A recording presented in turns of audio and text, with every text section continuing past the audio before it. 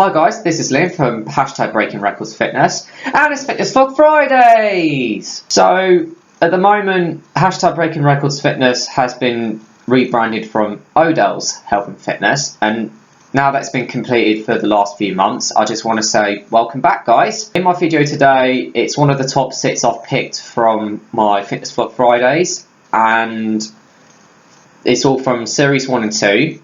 So we'll start off at Series 1 to begin with, and then after that will be Series 2. Today in my fitness vlog, guys, will be the different types of weight training. So I basically talk about the different types of weight training, from hypertrophy to strength to power, etc, etc. And yeah, I'll see you on the other side, guys, so I'll see you in a sec.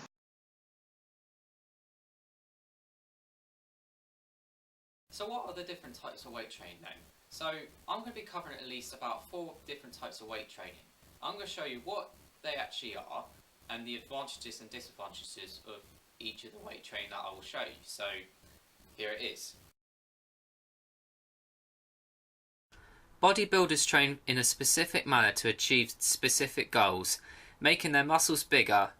They tend to lift in an 8 to 12 rep range and only train one muscle group per day per week. Strength training is the type of physical exercise specialising in the use of resistance to induce muscular contraction, which builds strength, anaerobic endurance, and cytoskeletal muscles. Unlike bodybuilding, the number of reps per set for strength training should be no more than 6 per set, and the number of sets per exercise you can do is between 4 to 7 per exercise.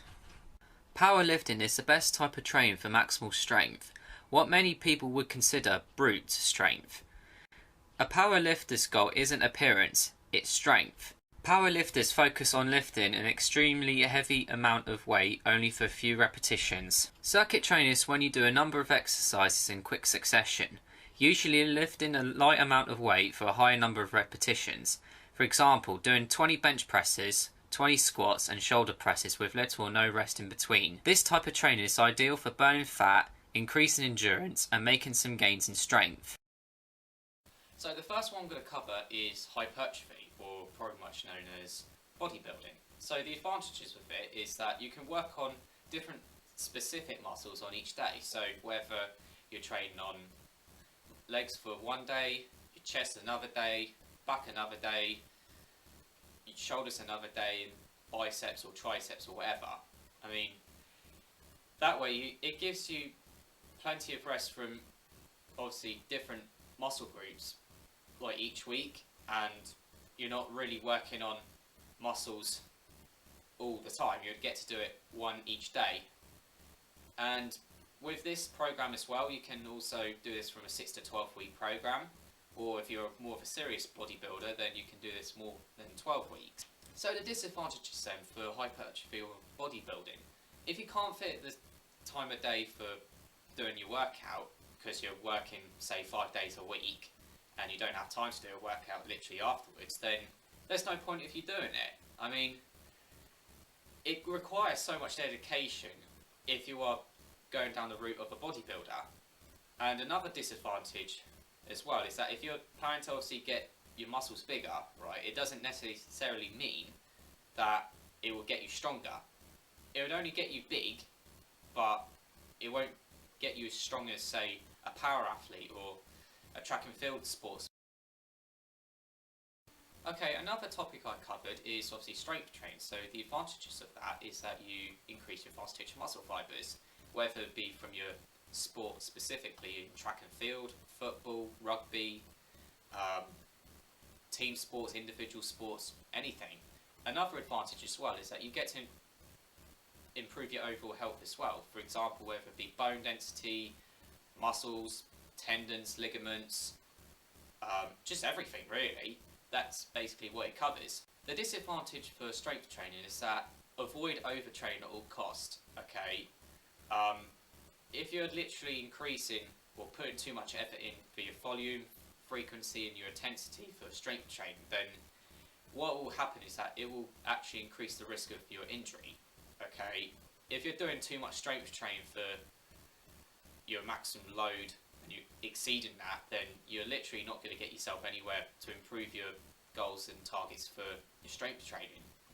Another disadvantage as well is that if you get a child to do strength training, say for example you're squatting 100 kilos for say a 15-year-old or 14-year-old, you know, that will literally not help them do strength training, you know, because children have to developmentally grow their muscles, their bone density, you know, because they're not really proper matured, okay? They have to be fully grown as an adult first before they can start doing weight training.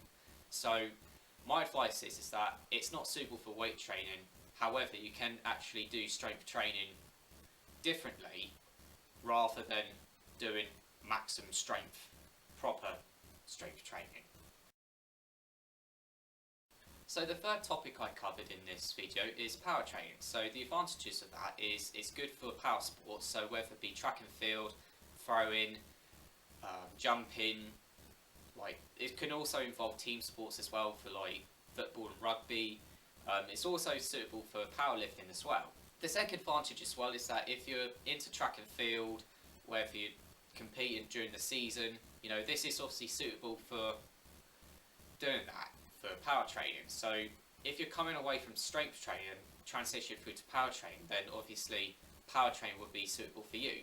An example could be hang cleans, power cleans, snatches, squat jumps, any kind of power training that involves weights. So the disadvantage in power training is that should you go heavy or should you go light? What I mean by heavy is that whether you go at least more than 80%, which that's relating to more the strength training side of it.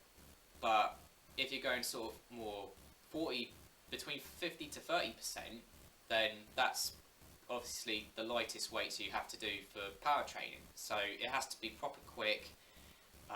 You're developing and exceeding more of your fast twitch muscle fibers than you do the heavy loaded stuff. So if you're doing power training and it requires you to do proper heavy stuff, then I would say power training is suitable for powerlifters if you're doing it heavy, but any other sports like say track and field, like for sprinting or whatever, I think I'd say stick to about 50 to 30% of your maximum load intensity.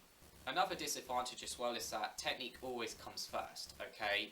If you're not used to doing cleans, snatches, if you're not used to doing squats even, or any type of exercises that requires like proper power training, I would say do technique first, okay? Don't exceed yourself to lifting heavy weights just because someone else is doing it, you know, better than you. You know, technique always comes first. So master the technique first before you literally improve your technique by lifting heavier weight. The last topic that I will cover now is called circuit training. So the advantages of that is that you get to lose body fat and weight loss at the same time. So by doing this, you get to mix things with cardio weights as well. So for example, if you're say running with a couple of dumbbells that are light, then not only you're running, just improving by your cardiovascular system, but also you're improving by your musculoskeletal as well. There are loads and loads of ways that you can mix things with cardio weights. It doesn't have to be with dumbbells, it can be with kettlebells, it can be with barbells, it can just be with any sort of weight you can do. So the disadvantages in circuit training then is that if you do stick to circuits that are the same like for literally every week of the day, then you're not really going to improve your results that way, aren't you?